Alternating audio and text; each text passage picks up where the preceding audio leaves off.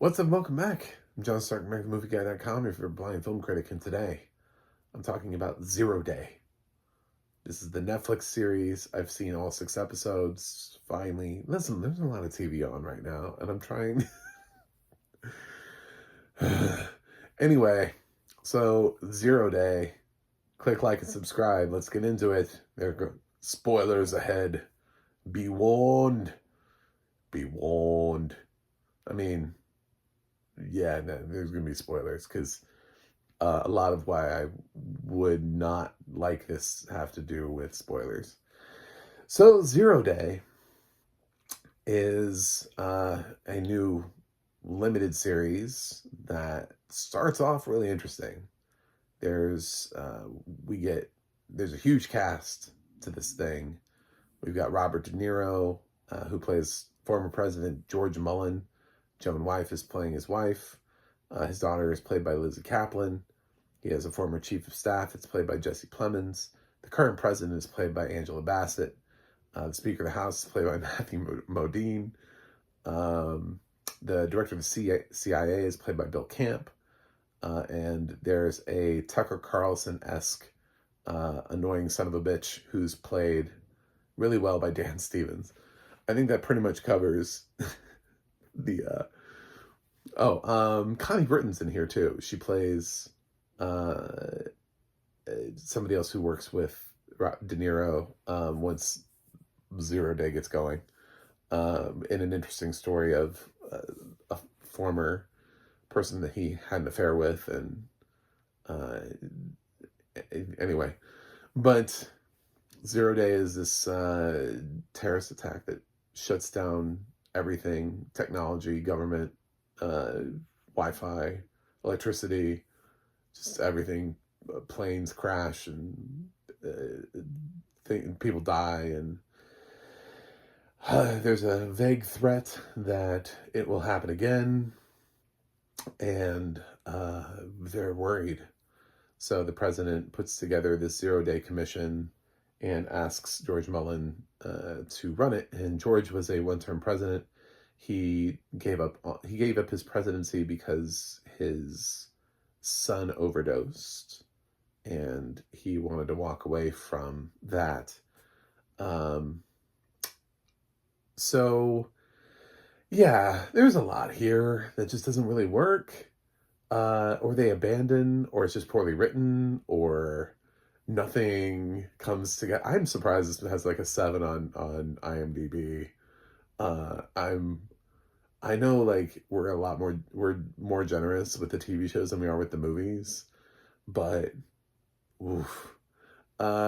It's got a great pilot. It does. The first episode is great. So if you only watch the first episode and you never watch another episode, you'll be like, Zero Day is amazing, because inherently it does have a cool plot, an interesting idea, and has a great cast.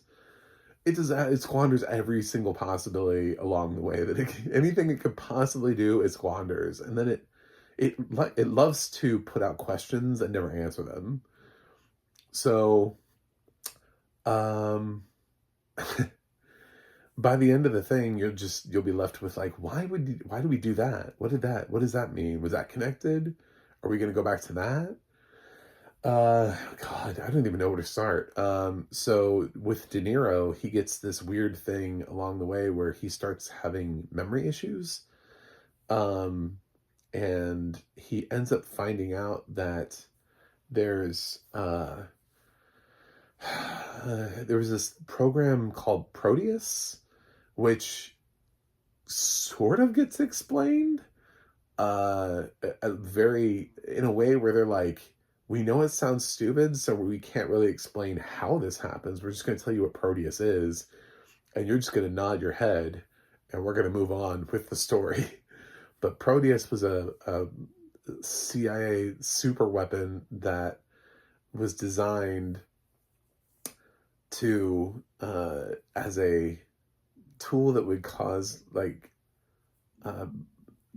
brain damage over time through, like, I guess, like, radio waves being sent at a target. Like, you could slowly make somebody go crazy without actually touching them. So I don't know how that doesn't affect the other people near them. I don't know how they target people. I don't know how far you have to be. They never explain it. They never explain the proximity that you have to be to a device that's doing it. They never explain how it doesn't affect other people, how they're able to target one single person. Is it operated by a human like a drone is somewhere? They really like what kind of waves is it? How does it? Nothing. They're just like this thing exists. Just believe it. It's real. We're gonna move on. Um, Jesse Plemons' character is sort of treading a fine line. He's working for the president, for former president, but also he's got this weird connection to like uh, these underground people. Some of them are Russian connected, and once once they off Jesse Plemons, which he does die in like episode 4, they never go back to it. Like there's no like Russian influence anymore. They're just like are the Russians involved in Zero Day?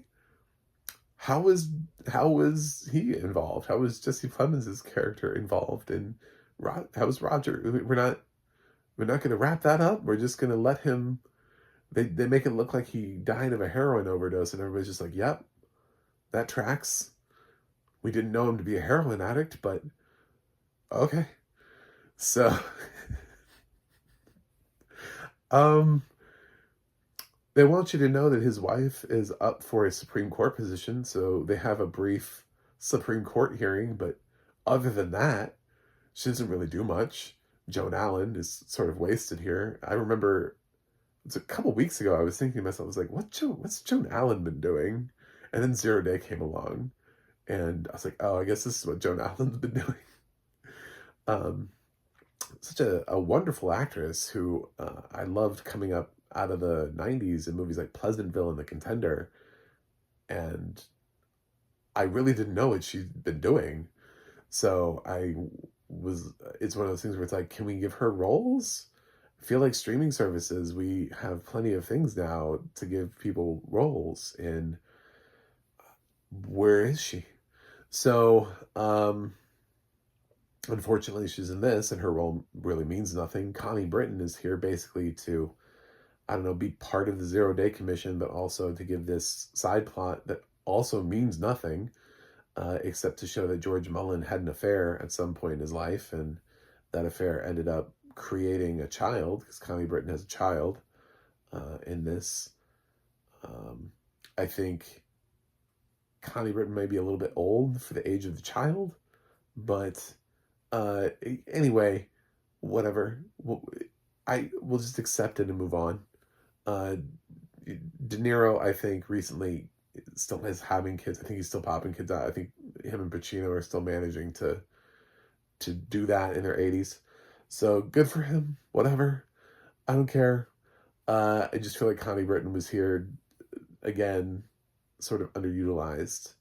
Um, Lizzy Caplan as the daughter has a lot to do, but they definitely don't want you to know why she's here or what she is until she's like the final shoe to drop at the end.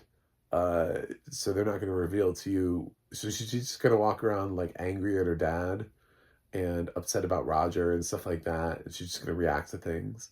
But then they're going to like use her for like a plot twist at the end. Dan Stevens is obnoxious. That dude definitely did his work and watched a lot of Tucker Carlson and was like, this is going to be, he is my inspiration for this, as sort of like a weird independent pundit who's not really connected to a specific news site, but has amassed a following of people who listen to his every word. And he also sells merch. Uh, so, and may, because of who he associates with, may know the terrorists behind Zero Day. So that's how he gets roped into this. Angela Bassett playing the president. I don't even think this is the first time she's been the president. I don't. I mean, it feels like a good choice. She's a strong actress. I liked her in the role. She doesn't do much.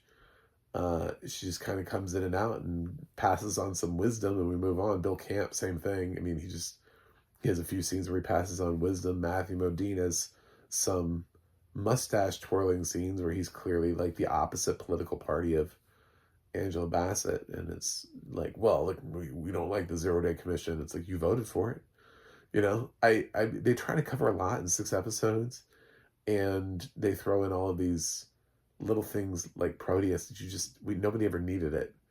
The movie, this 6 episodes would be so much better if it didn't exist. If George was just having to investigate 0 Day without them introducing this thing that they never really explain and give you no closure on.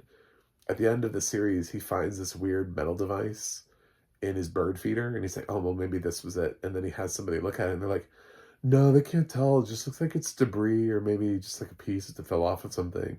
Like, they can't even tell what it is. And, okay.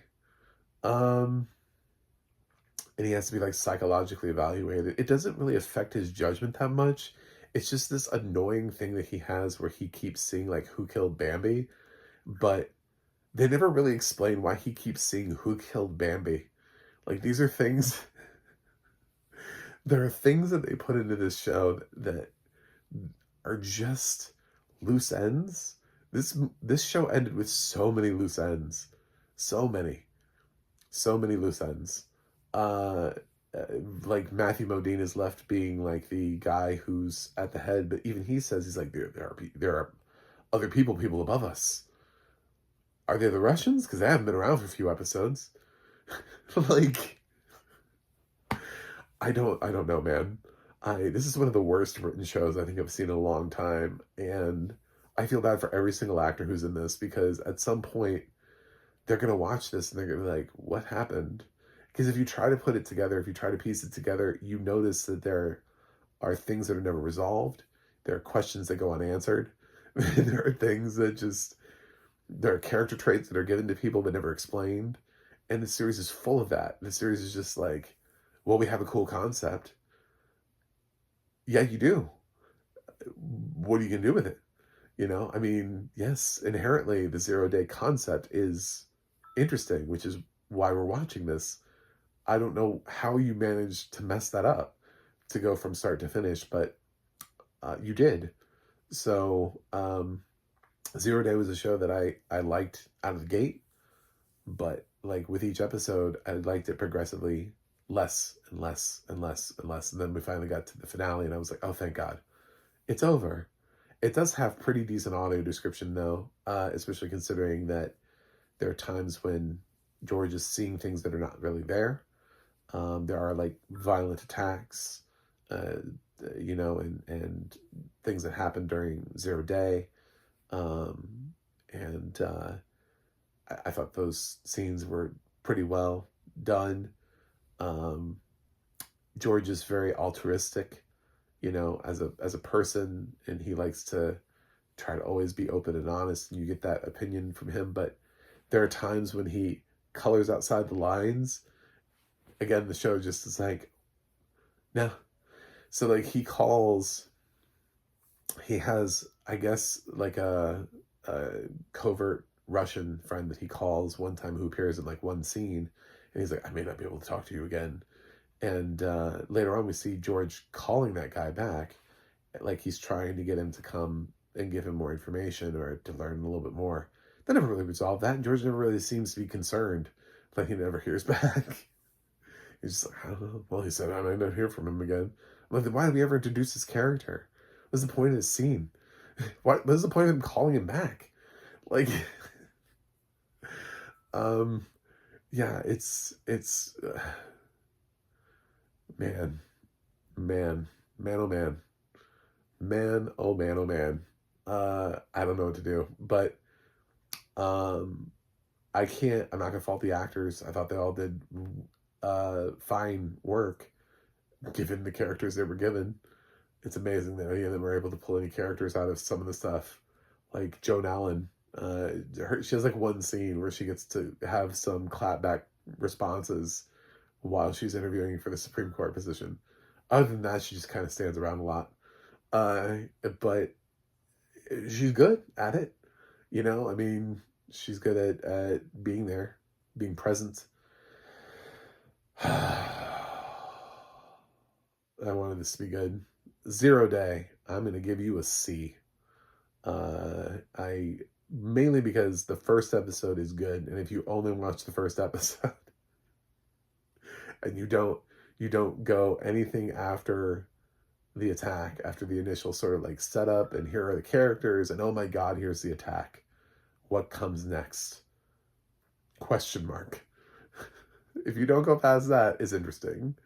But once you start realizing that they're never going to resolve certain things and you start seeing what they're doing, it'll lose you.